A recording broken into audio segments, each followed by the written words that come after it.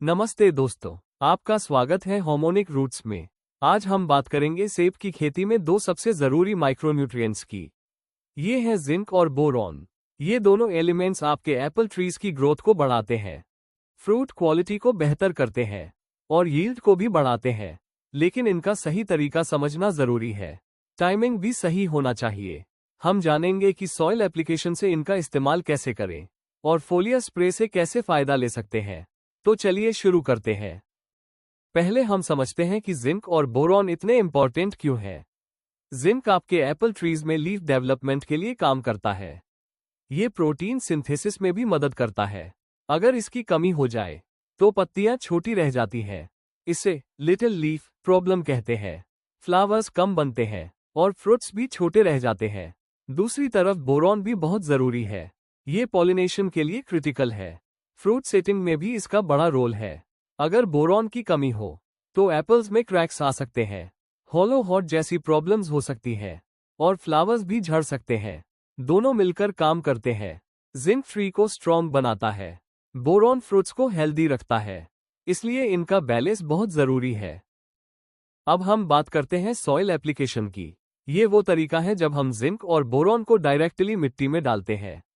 लेकिन पहले ये समझना जरूरी है, जिंक और बोरॉन का सॉइल कॉम्बिनेशन कम जरूरी समझा जाता है। ये तब तक होता है जब तक डेफिशिएंसी बहुत सीवियर ना हो, क्योंकि फोलियर स्प्रे इन माइक्रोन्यूट्रिएंट्स के लिए ज्यादा इफेक्टिव है। इसलिए जब डेफिशिएंसी बड़ी हो तो मार्च अप्रैल में बड ब्रेक से पहले सॉइल में डालें, ताकि ट्रीज की शुरुआत मजबूत हो। अब हम देखते हैं कि 1 बीघा के लिए कितना डालना है। जिंक के लिए कुछ बातें ध्यान में रखें। सबसे पहले ये जान लें, जिंक सल्फेट तभी मिट्टी में डालें जब मिट्टी का पीएच 6.5 से कम हो, वरना हाई पीएच में ये इनसॉल्यूब हो जाता है और रूट्स तक नहीं पहुंचता। अगर आप चिलेटेड जिंक यूज करते हैं जो 12% स्ट्रेंथ में आता है तो 400 से 600 ग्राम प्रति बीघा डालें। अगर डेफिशिएंसी ज्यादा है तो 800 ग्राम तक भी डाल सकते हैं। और अगर जिंक सल्फेट यूज करते हैं जो 21% या 33% स्ट्रेंथ में आता है तो 21% वाले के लिए 4 किलोग्राम प्रति बीघा डालें। 33% वाले के लिए 2.5 किलोग्राम प्रति बीघा काफी है। अब बोरॉन की बात करें। इसके लिए आप बोरेक्स या बोरिक एसिड यूज कर सकते हैं। बोरेक्स के लिए 4 से 6 किलोग्राम प्रति बीघा डालें और बोरिक एसिड के लिए 800 ग्राम से 1.2 किलोग्राम प्रति बीघा ठीक है। इसे ट्री के रूट जोन में मिक्स करें। थोड़ी इरिगेशन करें ताकि न्यूट्रिएंट्स अच्छे से एब्जॉर्ब हो जाएं। ये सॉइल एप्लीकेशन ट्रीज को मजबूत बनाता है, खासकर जब डेफिशिएंसी का लेवल हाई हो। अब हम चर्चा करते हैं फोलियर स्प्रे की। ये तरीका है जब हम जिंक और बोरॉन को पानी में घोलकर लीव्स पर स्प्रे करते हैं। ये मेथड बहुत काम आता है, खासकर जब डेफिशिएंसी के सिम्टम्स दिखने लगे या फ्रूट डेवलपमेंट के क्रूशियल स्टेजेस में एक्स्ट्रा सपोर्ट चाहिए हो। इसके लिए हम 200 लीटर पानी का ड्रम एस्यूम करेंगे।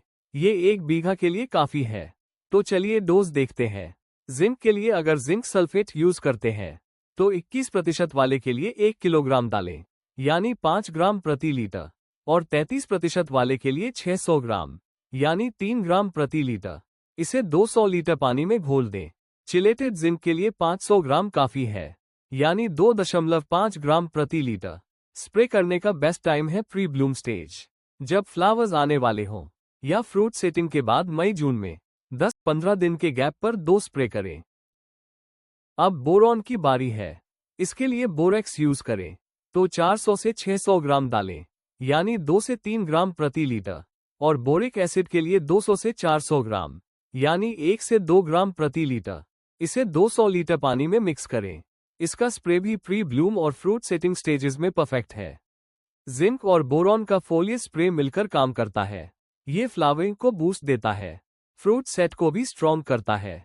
बड़े फॉर्मर्स के लिए एक टिप है, पिंक बड स्टेज पर 12:61 एनपीके को 400 से 800 ग्राम प्रति 200 लीटर पानी में ऐड करें।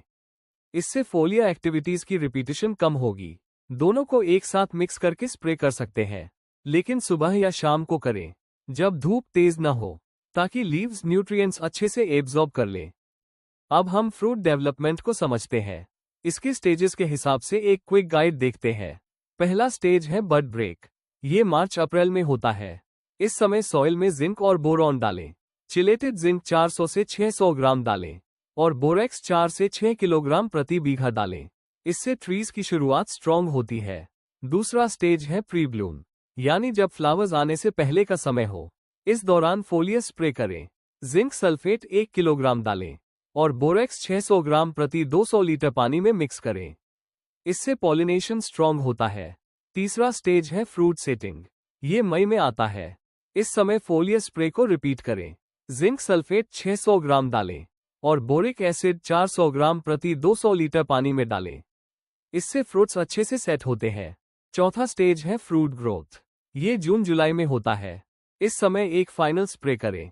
जिंक सल्फेट 600 ग्राम डालें और बोरेक्स 400 ग्राम प्रति 200 लीटर पानी में मिक्स करें। इससे एप्पल्स का साइज बढ़ता है और क्वालिटी टॉप नॉच होती है। अब कुछ जरूरी टिप्स देखते हैं। सबसे पहले सॉइल टेस्ट कराएं। इससे पीएच का पता चलेगा। डेफिशिएंसी भी समझ आएगी। अगर पीएच 6.5 से कम है तो जिंक सल्फेट मिट्टी में डाल सकते हैं, वरना चिलेटेड जिंक चुनें या फोलियर स्प्रे करें। ये बेस्ट है। ओवरडोज से बचें, क्योंकि ज्यादा जिंक या बोरॉन दूसरे न्यूट्रिएंट्स को ब्लॉक कर सकता है। चिलेटेड फॉर्म्स थोड़े कॉस्टली होते हैं, लेकिन हर टाइप की मिट्टी में काम करते हैं, जबकि सल्फेट सस्ता है लेकिन पीएच सेंसिटिव है। इन बातों का ध्यान रखें। तो दोस्तों, अब आप समझ गए होंगे कि जिंक और बोरॉन का कॉम्बिनेशन आपके एप्पल फार्मिंग को कैसे बूस्ट कर सकता है। हार्मोनिक रूट्स के साथ ऐसे ही प्रैक्टिकल टिप्स पाते रहिए। अगर ये वीडियो पसंद आई हो तो लाइक करें, चैनल को सब्सक्राइब करें और अपने फार्मर दोस्तों के साथ शेयर करें। मिलते हैं अगली वीडियो में। तब तक हैप्पी फार्मिंग।